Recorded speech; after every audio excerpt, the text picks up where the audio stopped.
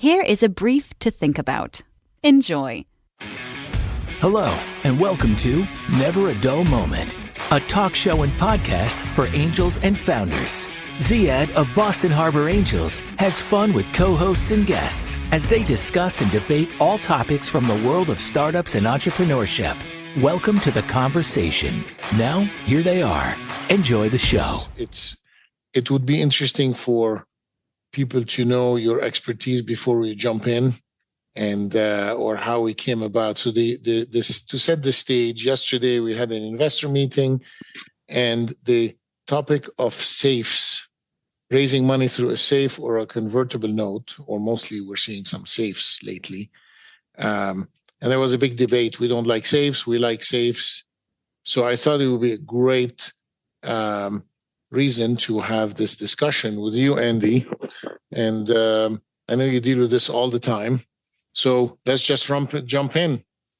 Do you like safes? Well, I think safes, first of all, it's great to be with you, Ziad, and to your listeners around the world.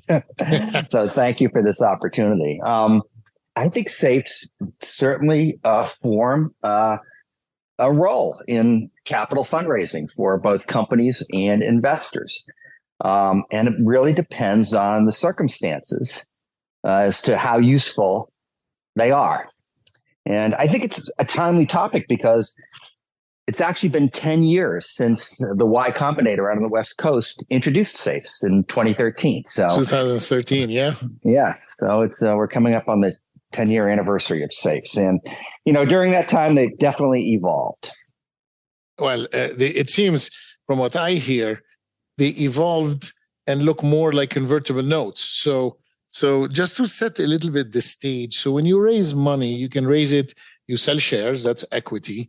The other two more common ones are convertible notes, and then safes were created in 2013. And those are the two methods where basically a founder borrows money from investors, and that money will turn into shares later on. Does that sound simple enough? Well, Ziad, it's interesting you use the term borrowed.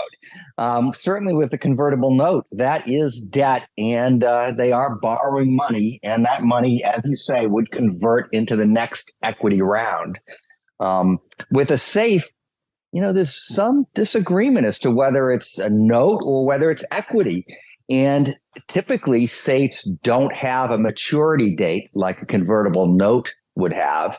And so most people treat a safe as equity. There's no promise to repay that money like there would be with a note that would have a maturity date. So that's one important distinction. Although I would say that I have seen in audited financial statements, sometimes a safe is recorded as debt. And I'm not sure I understand exactly why, but that audited statement I saw was by a big four accounting firm. So there's still some disagreement. Yeah. So on the creditor list, a safe will not show up, but a convertible debt would, right? If I don't know, the company goes bankrupt and money is paid back to debtors, it's more likely that the convertible note is there, but not the safe. Does that sound reasonable? Well, I'm not an accountant, but yes, in a bankruptcy, what the safe would be entitled to may depend on the terms of the safe itself. And, I think most terms of the safe would provide that they would get their investment back. So it is possible that in a bankruptcy situation, the safe would be entitled to the principal back in advance of the other common equity holders. So whether that would be debt or whether that would be a form of preferred equity, I think could be subject to some debate and maybe a little bit beyond the scope of my expertise. I'm not really a bankruptcy lawyer or an accountant. We'll go to the core of your expertise. And so the convertible note, so what they did, right, is they took a convertible note, stripped it of the, let's call them investor friendly areas, made it more founder friendly, and called it safe and released it into the wild. And that's what we ended up with. A wild animal. Yes. Yeah. Specifically, there's typically no interest, right? There's no interest on a safe like there would be in a convertible note, which can create some complications. And as we discussed, there's no maturity date. And the maturity date is what makes it into debt, I'm assuming, or the combination maturity plus interest. That's what turns it into actual really debt where you have to repay it. And if you sit on it indefinitely, you accumulate more interest. So the founder, so right away we think, okay, well, the founder has no pressure to convert that document, debt or no debt, into equity. They could just sit on it for a long time. Yes, they could. And, that's a risk with safes and to a lesser degree with convertible notes with extended maturity dates. Namely, the investor is taking the risk up front when the company is at a point where there's more risk, and it may not convert for a long period of time.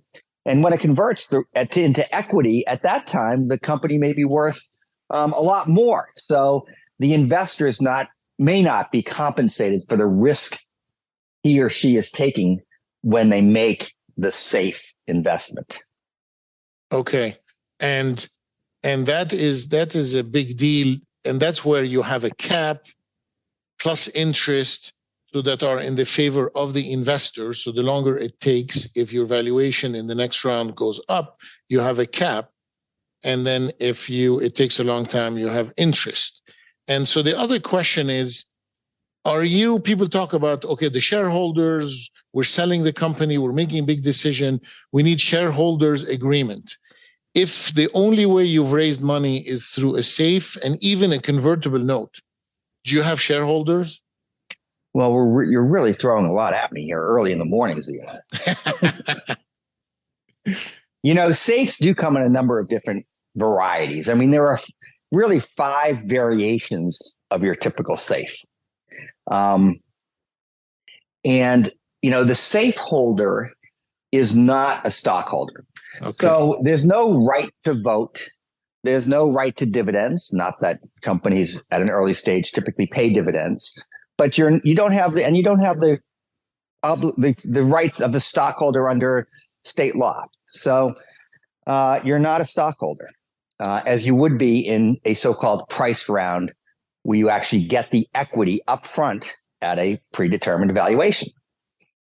And they claim also, the idea is that people always say, well, I don't know the right valuation, so I'm raising money on a convertible note or safe because I don't want to price the round. You hear that quite That's often. Exactly it. It sort of fills the gap where the entrepreneur fills sort of the valuation gap, where the entrepreneur may feel that the company's worth more than the investor believes, and the entrepreneur wants to raise a limited amount of funds, and the investor says, well, I don't think you're worth much, and the entrepreneur thinks they're worth a lot more, and they say, well, I'll tell you what, let's defer the valuation question, and I'll just give you money now, and it will convert into the next round securities when you raise a little bit more money, and I'll get the benefit usually of a cap on the valuation and or a discount to the valuation.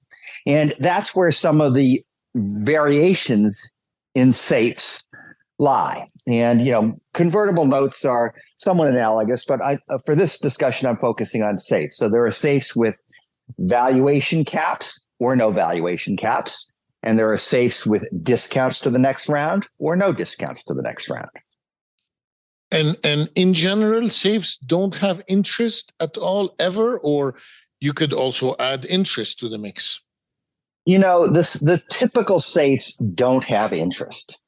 They just convert into the next round. And interest which are in convertible notes, can create difficulties up for an entrepreneur. I mean, it adds to the principal often, and it's likely taxable. So it creates complications. And most people, when they're making these investments, are not really in it for the interest. So I would argue that the SAFE sort of eliminates that complication. Okay. So that's a good point for the SAFE. Yes. I mean, obviously, you want to make it easy for founders to raise money because they're building a business. You don't want them to spend all their money dealing with the details and of fundraising, which is also expensive, legal, accounting. But you want the right tool for the right situation. Is a SAFE or convertible note a bridge to somewhere? And in some cases, it's becoming a bridge to nowhere, right? What do you think about that? Well, you're absolutely right on all these fronts. A SAFE does offer an entrepreneur just a simple instrument to raise money fairly quickly. And it does indeed reduce legal fees because, the forms are out there.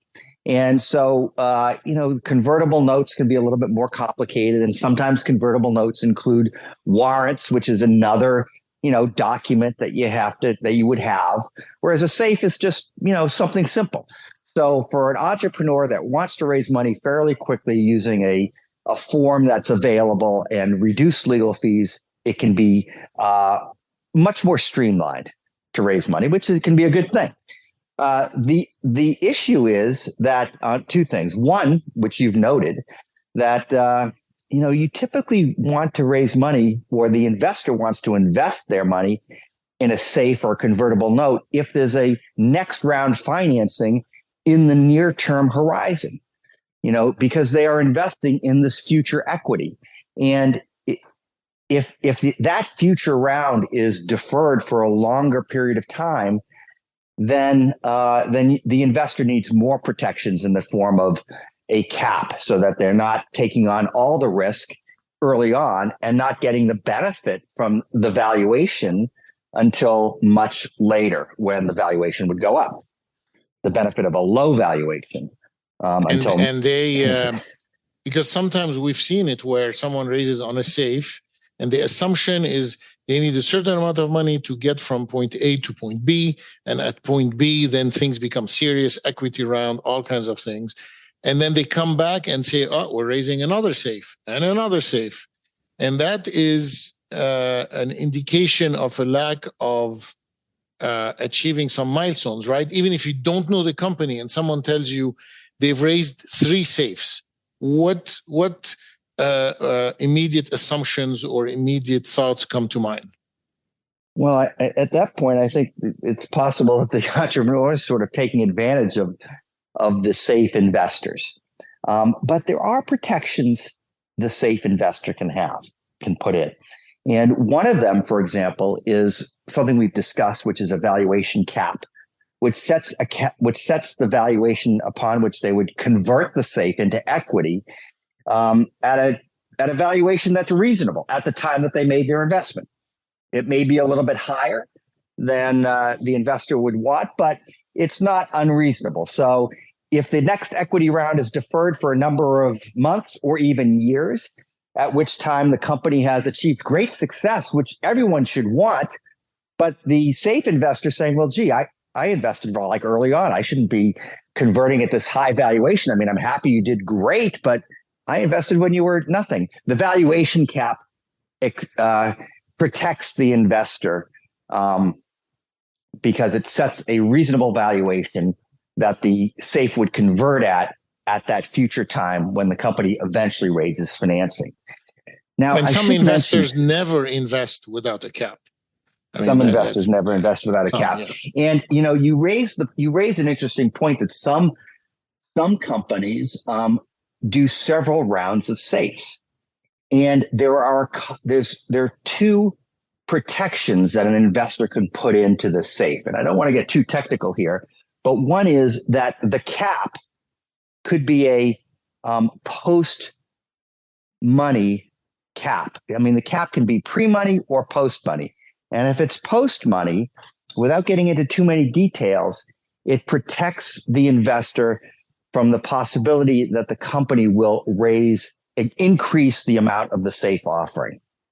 So so my last question, because we can talk about this for hours, and I'm hoping that you would come back. My goodness, I hope not.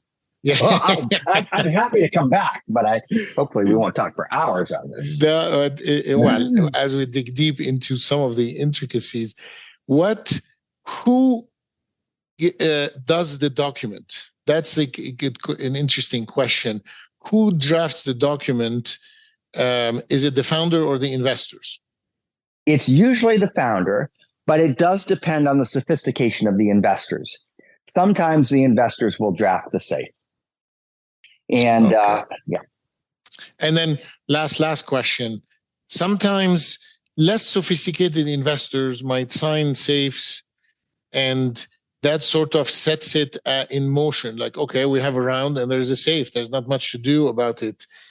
You can, right, tell the founder, look, we need terms of the safe to be changed, and they go back to all the existing investors and say, oh, by the way, we changed the terms. And in general, they're probably better terms for all the investors who've already put money in. Yes, and that's an interesting point, Ziad, because the second protection for investors, I mentioned the first one, which is a cap based on a post-money valuation, post-safe valuation. The second protection is a so-called most favored nation clause, which says that if you raise additional safes or any type of additional convertible security after we've invested in the safe that are on better terms, we get those better terms. Okay, so that's built in. Excellent. It can be. That's another variation. Well, you need to work with a good lawyer that can take that into consideration early on. I think that could be one of the key takeaways here is that, safes do come in with several variations, and that's one of them. So you do want to work with a lawyer so that both sides are on the same page and they understand what they're getting. Excellent. Well, thank you so much for joining us for this quick brief. Thank you, Andy. And please tell us who you are and what you do now that we've talked about this expertise. Well, I'm Andrew Myers, go by Andy's fine too. I've been practicing business law, representing entrepreneurs, boards of directors, and investors for about 30 years. And it keeps me young, keeps me on my toes. And that's what I do. I've got a law degree and an MBA, and I live and work in Boston. Excellent. All right. Great to have you. Great to see you, and hope you'll join us again. Would love to do that. Thanks, Ziad. Thank you for listening to Never a Dull Moment. We hope you have enjoyed the show. Have a great day, and goodbye until the next episode.